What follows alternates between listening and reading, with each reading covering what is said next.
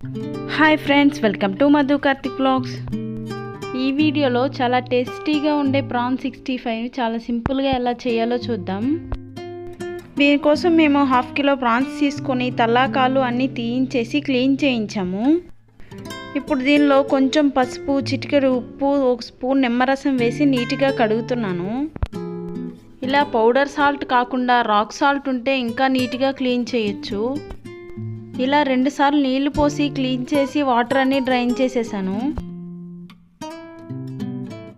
ఇప్పుడు వీటిలో 1/2 tea spoon పసుపు, 1 స్పూన్ కారం, 1/2 spoon salt, 1/2 spoon garam masala, 1/2 spoon ధనియా పౌడర్,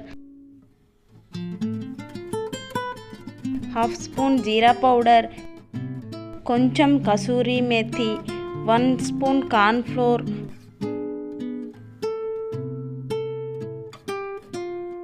స్పూన్ శనగపిండి, 1/2 స్పూన్ జింజర్ గార్లిక్ పేస్ట్,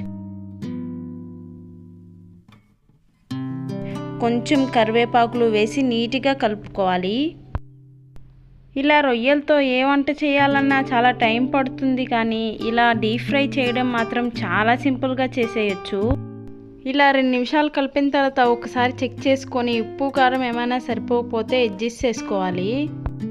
లాస్ట్లో కొంచెం నిమ్మరసం వేసి నీట్గా కలిపి మూత పెట్టి 1 to 2 అవర్స్ ఫ్రిడ్జ్లో పెట్టాలి.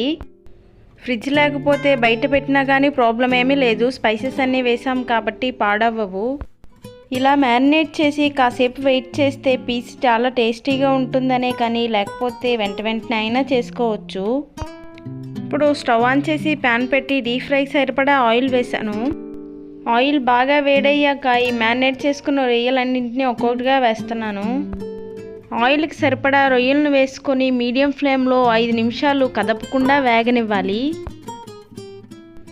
ఫ్లేమ్ని హైలో పెడితే పైన క్రిస్పీగా అయిపోతాయి, కానీ లోపలి వరకు ఫ్రై అవ్వవు. ఇలా 5 నిమిషాలు ఫ్రై అయిన తర్వాత ఇలా నెమ్మదిగా నీట్గా కలపాలి. ప్రాన్స్ అన్నీ ఇలా గోల్డెన్ బ్రౌన్ కలర్లోకి ఆయిల్లో బబుల్స్ రావడం ఆగిపోతే ప్రాన్స్ అన్నీ నీట్గా ఫ్రై అయిపోయినట్లే. వెంటనే ఆయిల్లో నుంచి తీసి ప్లేట్లో ఏదైనా టిష్యూ వేసి అందులో వేస్తే ఎక్సెస్ ఆయిల్ ఏమైనా ఉంటే పోతుంది. ఇదే విధంగా మిగిలిన ప్రాన్స్ అన్నింటినీ కూడా ఫ్రై చేసుకోవాలి.